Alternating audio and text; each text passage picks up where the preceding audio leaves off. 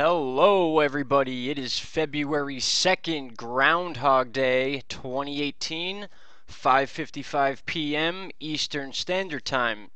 All right, so right off the bat, we're going to take a look at our current temperatures. And the reason I really like this chart is because you can clearly see what I'm always talking about here is our jet stream.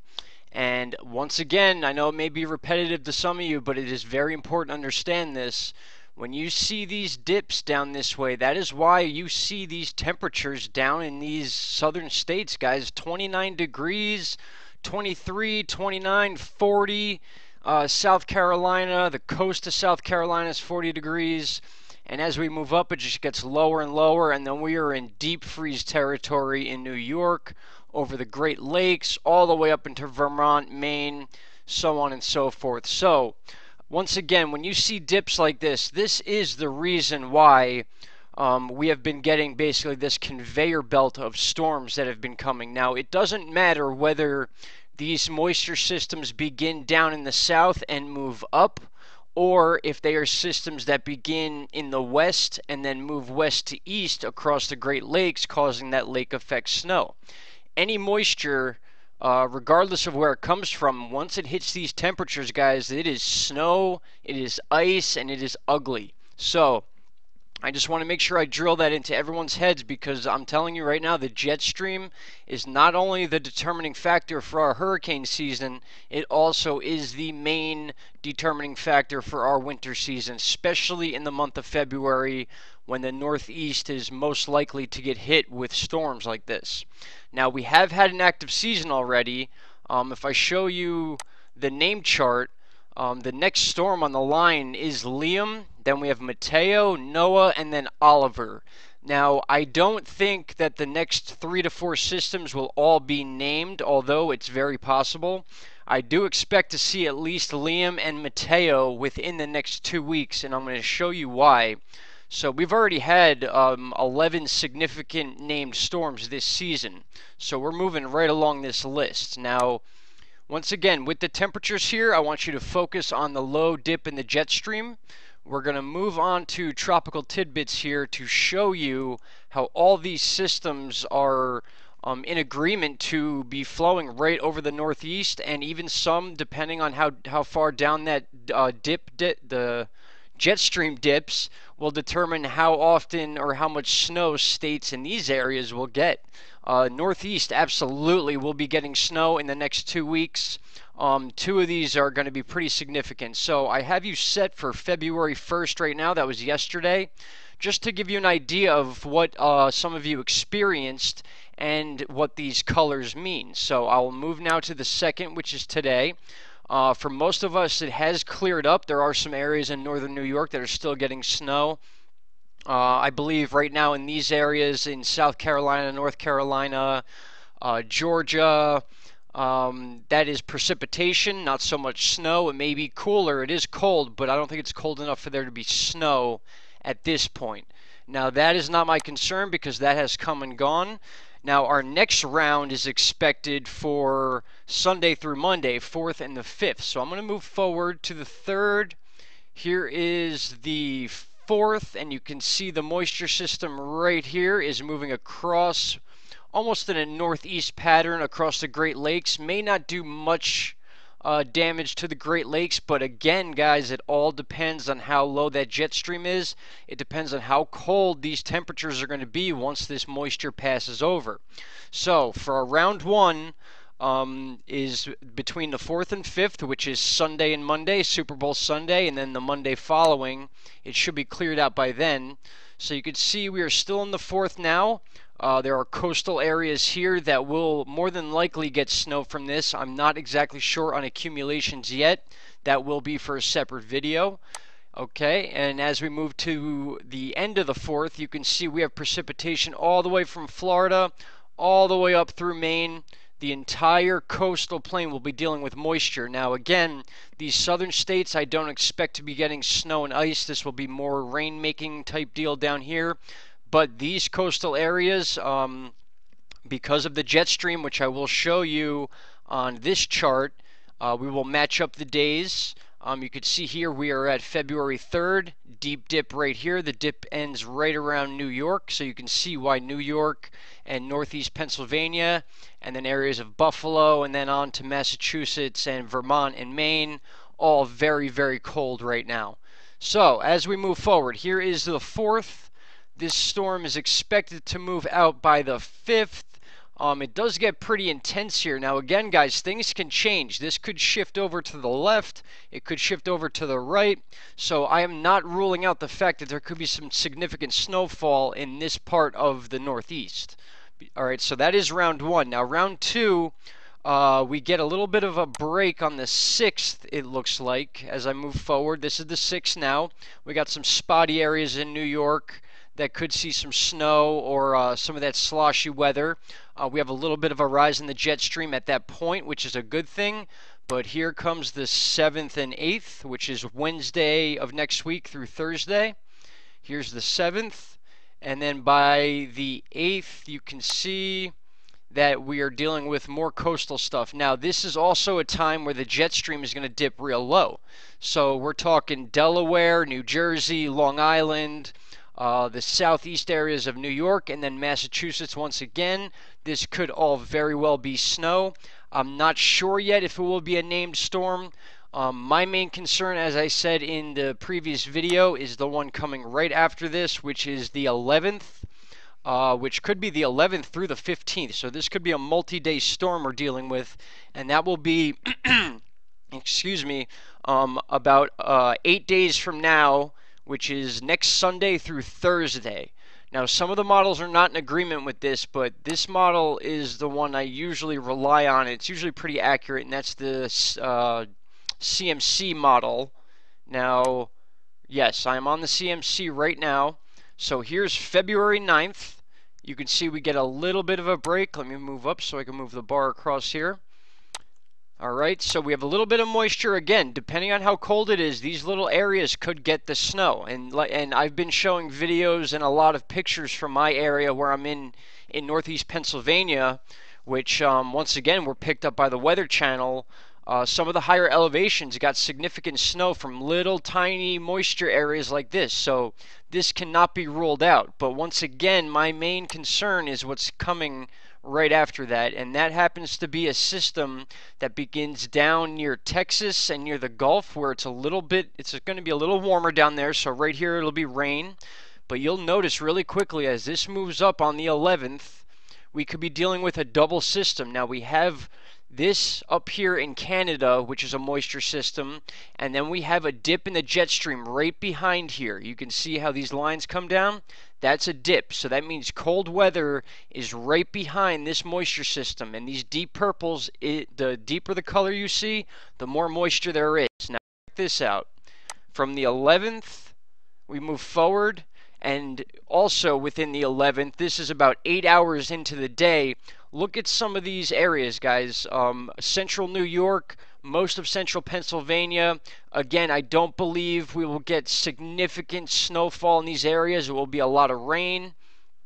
But by the time we are at the end of the 11th, we have about 5 to 6 different states completely covered in purple, all during a jet stream dip. So that is my main concern right now. If I had to choose from these 3 systems, I know that this one will more than likely be named if the data stays the same. There could be one named before this. That's why it's very hard to tell, guys. This is all a timing issue. And the same thing with hurricane season. Just because you see these types of moistures over states, that does not mean it's going to be snow. These are moisture levels. Now, what you need to realize is that when we get the dips in the jet stream, that's what allows that cold air in the winter to dip down into the states, which is what causes the snow. Now, if you remember, I have a comparison picture here from Winter Storm Hunter. Now, you can see there was a low pressure system right here over the Great Lakes. This was January 11th when we had Winter Storm Hunter, and you can see a similarity with these purple colors. That's a lot of moisture, guys, and that's why a lot of these areas got slammed so hard with that snow.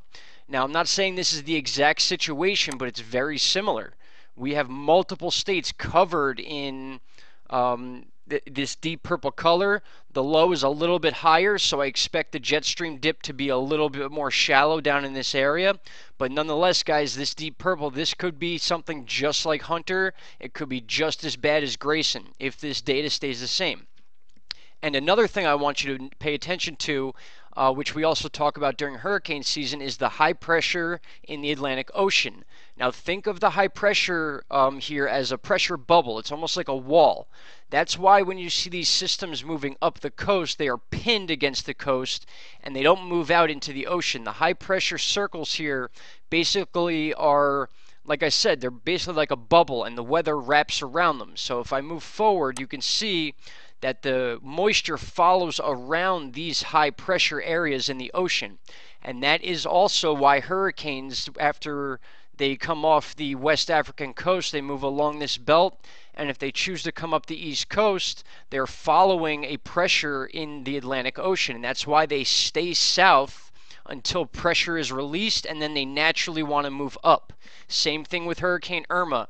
We had high pressure going on here, plus a dip in the jet stream, and that's why a lot of the meteorologists had Irma moving up onto the east coast of Florida, but what happened was the jet stream didn't allow that to happen, and that's why Irma kept moving west and ended up on the west side of Florida and did damage to Naples. And once again, had Cuba not been in the way of that storm, we would still be dealing with major damage and cleanup in the west coast of Florida, like major, like basically compared to what happened in Puerto Rico.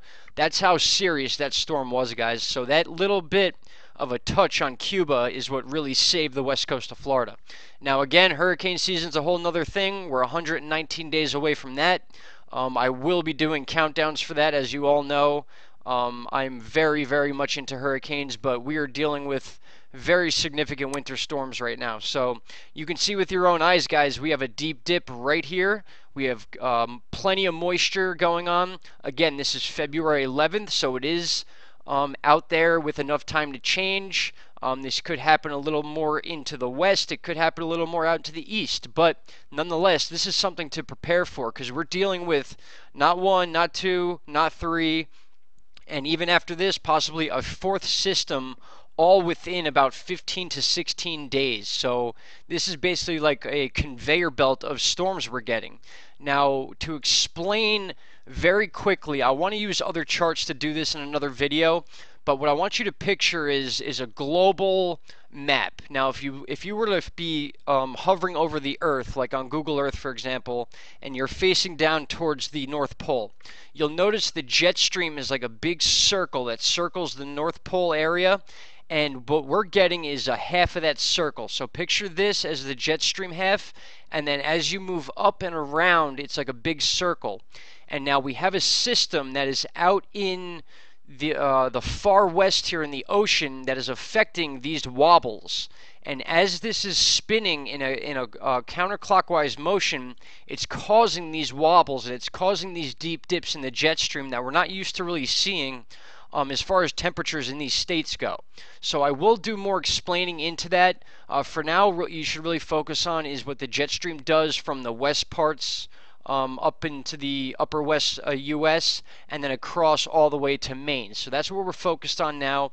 But you can see how that we get these wobbles, and sometimes they dip up, sometimes they dip down, and unfortunately we've been getting a lot of down dips. So it's almost like it's hitting that system here, being pushed in for a minute, and then it comes right back down just as moisture is moving either up from the south or across from west to east.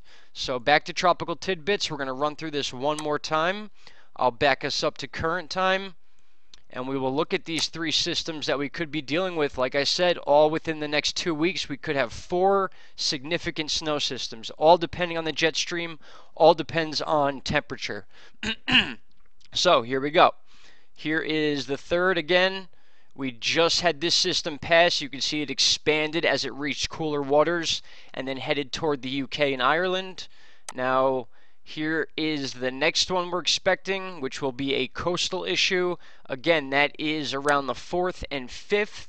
By the 5th, it has moved out. Again, this could be a little bit more to the west. It could do a lot more damage than we think. Then as we get a break for the 6th, just in time for cleanup. We have another system that comes in from the south, and then boom, another coastal issue from February 8th, and I believe it's going to begin on the 7th into the 8th, but then by the 9th, that one is gone. And then once again, my main concern is the 11th through the 15th, where we have a system that once again, we have this coming here, and then we have this one here, and these could both meet at the same time, not only causing a lake effect issue for, once again, Watertown, Buffalo, Erie, Pennsylvania, all those areas to the east of the lakes that are prone to the big bodies of water that we have for our Great Lakes. They could get massive amounts of snow from this, and just this moisture system down here by itself moving up so quickly, and once again, the high pressure in the ocean is what's pinning that against the coast. Had this high pressure not been here, this system would just keep moving straight out into the ocean, but that's not how this works. We have a Bermuda Atlantic pressure here, and that's what keeps these storms pinned against the coast, and that's why February is always known, at least for the Northeast, to be the big-time snowstorms. And we're already 11 storms in named.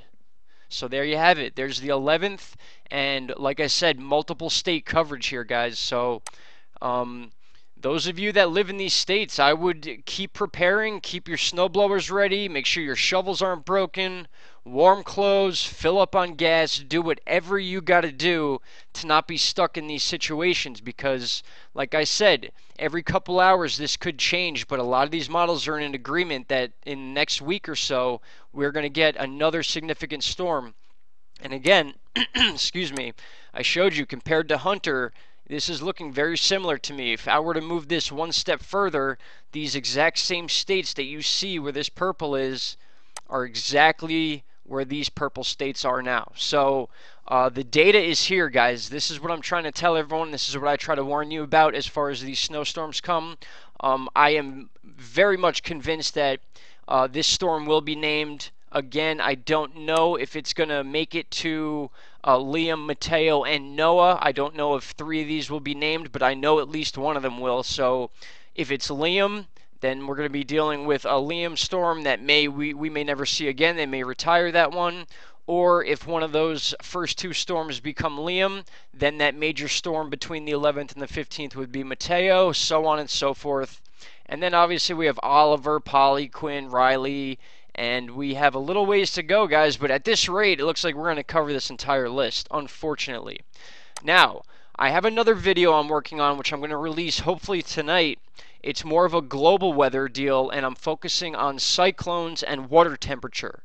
Now, I don't have the data pulled up for you right now, but in the Caribbean and even pouring into the Gulf, we have 80-degree water right now, guys, and what you need to sustain tropical storms is 80 degrees.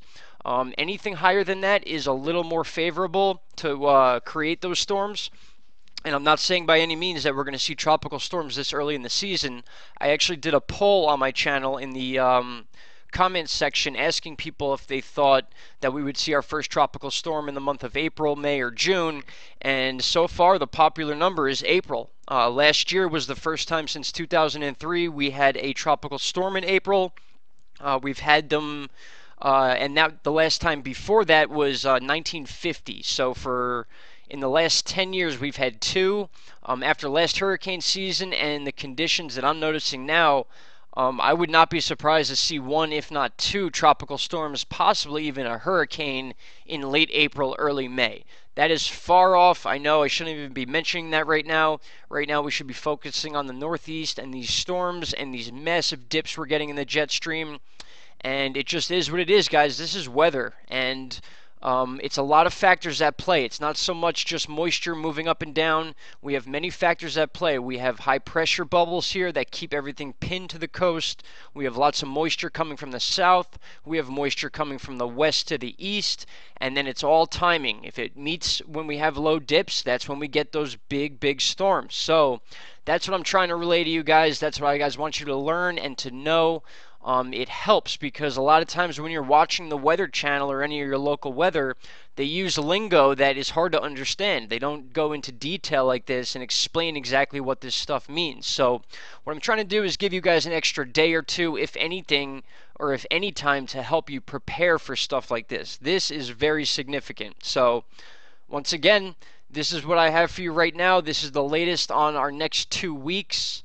And if anything, I would prepare for next week to be a pretty significant snowstorm. Alright guys, I didn't want to keep you here too long. I'm trying to keep these videos short and to the point. And that's it for now. Like I said, I'm going to try to get this other video out about the cyclones. We have an invest that is forming around the Fiji Islands right now, which may hit Fiji itself and then loop underneath it and then become a very significant cyclone and once again head right towards New Zealand. And New Zealand just got done dealing with Cyclone Fihi, which I was warning people about 4 or 5 days in advance that it was going to be pretty significant, and they had state of emergency declared. There was some damage. There was certainly flooding and storm surge. So that will be the next video. Guys, thank you so much for all the support. Thank you for the positive comments. This is why I do this stuff. I do this stuff for you guys. I love doing it. I wish I had more time to put videos out every day. That time will come during hurricane season. I already have time off work to put towards this. And yeah, I just really appreciate it. I can't tell you how much I appreciate the support I see below down in the comments, guys. And a lot of you are here every single day, and trust me, it does not go unnoticed. So thanks again for listening, guys. I hope you all prepare for this because we are in for some weather, that is for sure. Let's go one more time. Why not? It's fun. February 2nd, there is 1. There is number 2. And then our significant one coming next week, there is 3. All right, guys, you saw it with your own eyes. I will talk to you all very soon. Have a wonderful evening. Enjoy the Super Bowl. Enjoy Groundhog Day. I will talk to you certainly before the Super Bowl, that's for sure. All right, guys, have a great night. Take care.